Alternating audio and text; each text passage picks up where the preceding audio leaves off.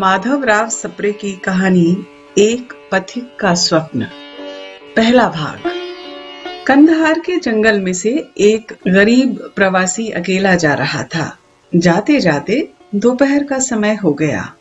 सूर्य की गर्मी से संतप्त होकर विश्रांति लेने के लिए वो एक झाड़ के नीचे बैठ गया।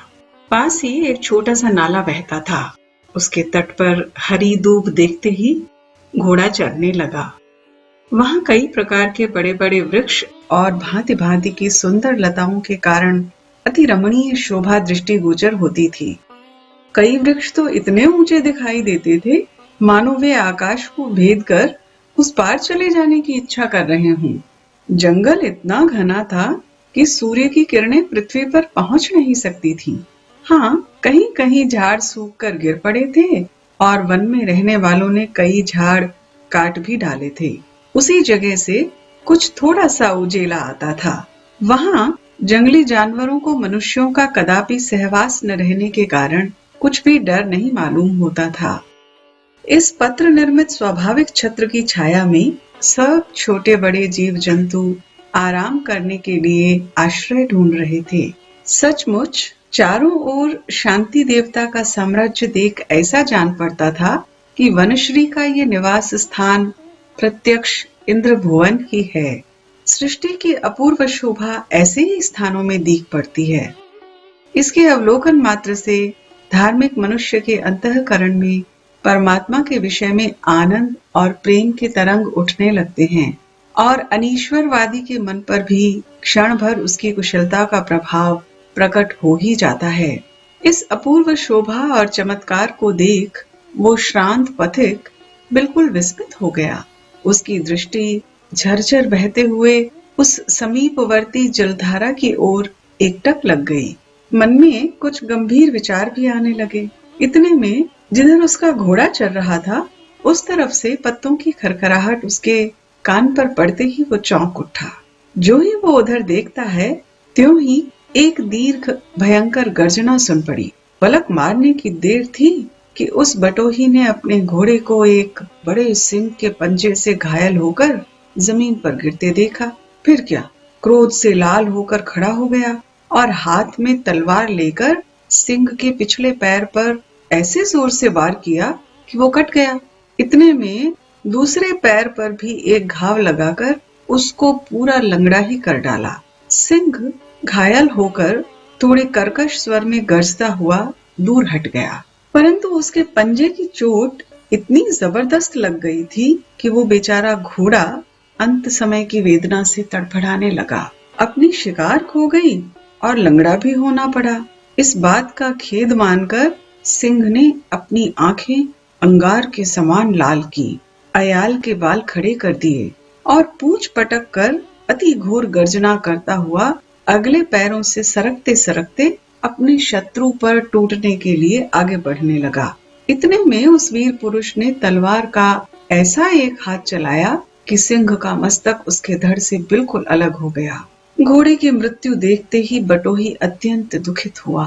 एक जानवर साथ में था, वो भी चला गया।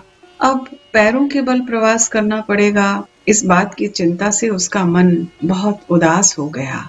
कुछ देर में जब उसका मन शांत हुआ तो अपना सामान उठाकर जंगल में चलने लगा। थोड़ी दूर तक जाने के पश्चात जंगल खत्म हुआ और खुला मैदान दिख पड़ा। वहां उसने एक हिरनी को अपने बच्चे के साथ चरते देखा। हिरनी तो उसे देखकर डरकर भाग गई, परंतु वो बच्चा बिल्कुल छोटा, हाल ही में पैदा हुआ था, इसलिए दौड़ न सका।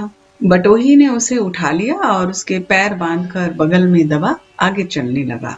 सायंकाल होते ही पड़ाव की जगह देखकर बटोही ने कांधे पर से अपना सामान नीचे उतारा और हिरण के बच्चे को झाड़ से बांध दिया।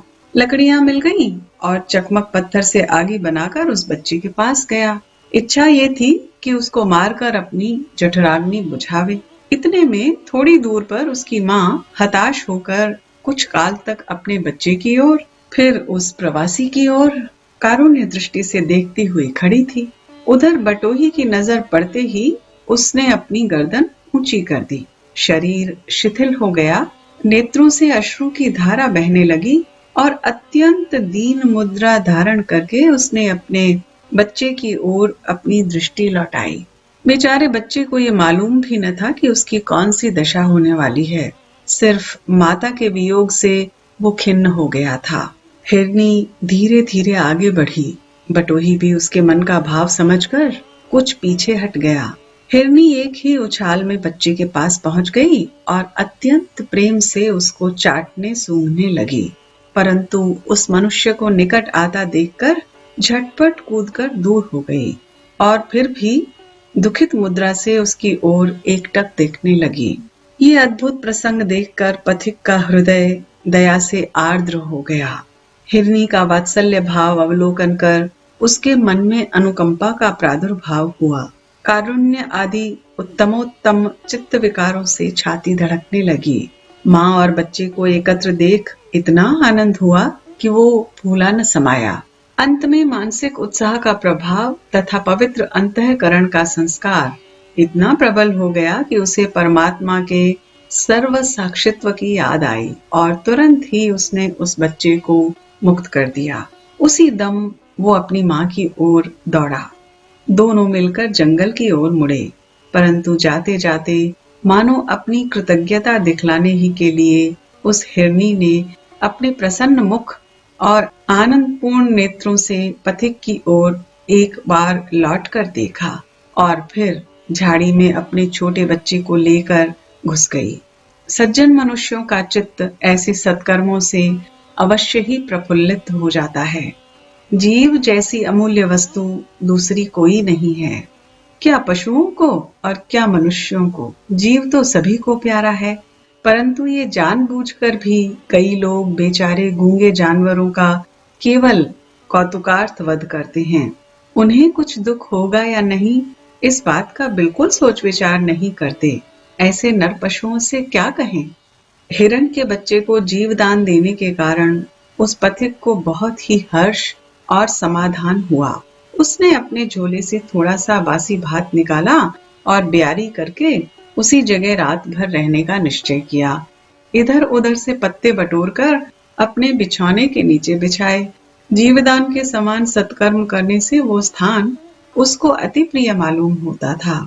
चारों तरफ चंद्रमा का शुभ स्फटिकवत शीतल प्रकाश और निर्जन वन की अनुपम शांति उसके मन का आह्लाद और भी बढ़ा रही थी। बीच बीच में श्वापदों की भयंकर गर्जना और उनके चलने की आहट सुन पड़ती थी। बटोही दिन भर का थका हुआ था। बिछौने पर लेटते ही नींद आने लगी। दोपहर की दुर्घटना का स्मरण होते ही उसको अपने घोड़े की याद आई। वो बहुत ही व्याकुल हो गया, परंतु संध्या समय हरण के बच्चे को बंधन मुक्त करने के कारण जो समाधान हुआ था वो अभी तक वैसा ही बना था। इससे उसका मन कुछ शांत हुआ और इसी अवस्था में उसे गहरी नींद ने आ घेरा। मध्य रात्रि के समय उसने एक स्वप्न देखा। एक तेजस्वी पुरुष इतने जगमगाते हुए वस्त्र पहनकर उसके सन्मुख आया कि उसकी नजर भी वहां ठहर न सकी। आते ही उसने कहा, आज तूने एक गूंगे जानवर का जीव बचाया है। इस सत्कार्य से परमात्मा बहुत प्रसन्न हुए हैं। इसके पलटे तुझको गजनी का राज्य मिलेगा। जिस प्रकार की भूत दया तूने आज जानवरों के साथ दिखाई है, वैसे ही सदैव मनुष्यों के साथ रखना। इतना कहकर वो दिव्य पुरुष गुप्त हो गया और बटोही भी जाग उठा। चंद्रमा का प्रकाश अभी तक मलिन नहीं हुआ था, अर्थात बहुत कुछ रात शेष बची थी, परंतु उस पथिक को फिर से नींद न आई।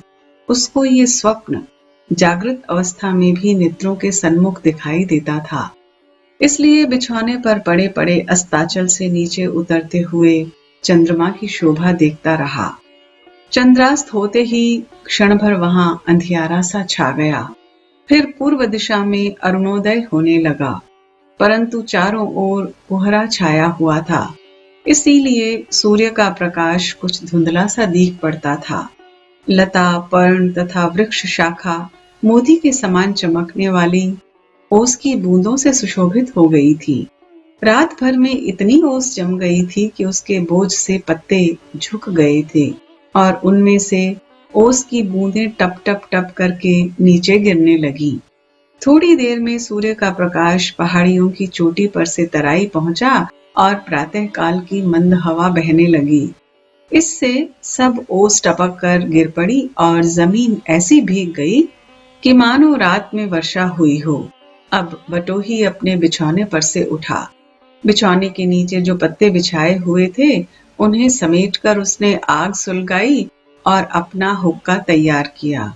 रात को जो भात बच रहा था उसी का कलेवा किया और पत्ते के दोनों में जो ओस जमा की थी उसी को पीकर उसने अपना सब सामान अधारी में रख लिया। रास्ता चलने के पहले मक्के शरीफ की तरफ मुंह फेर कर उसने भक्ति पूर्वक नमाज पढ़ी और राह में अपनी रक्षा करने के लिए परमेश्वर से प्रार्थना करके सामान कांधे पर उठाया और धीरे धीरे चलने लगा।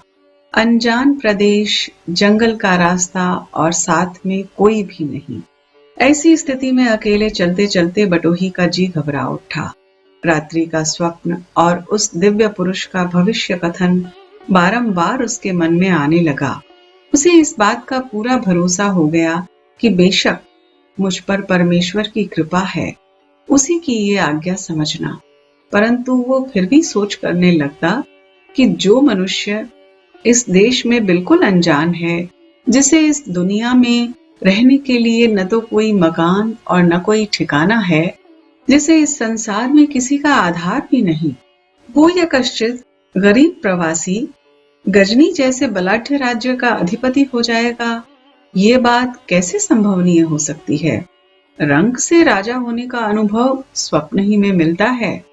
जो बात प्रत्यक्ष देखने में कभी नहीं आती, वो स्वप्न भी इस प्रकार होगा, ऐसा सोचकर उसका मन किंचित सशंक हो गया। तथापि ये कितना भी असंभव क्यों न हो, इसमें परमेश्वर का चमत्कार है, इस बात की कल्पना उसके मन में दृढ़तर समा गई थी।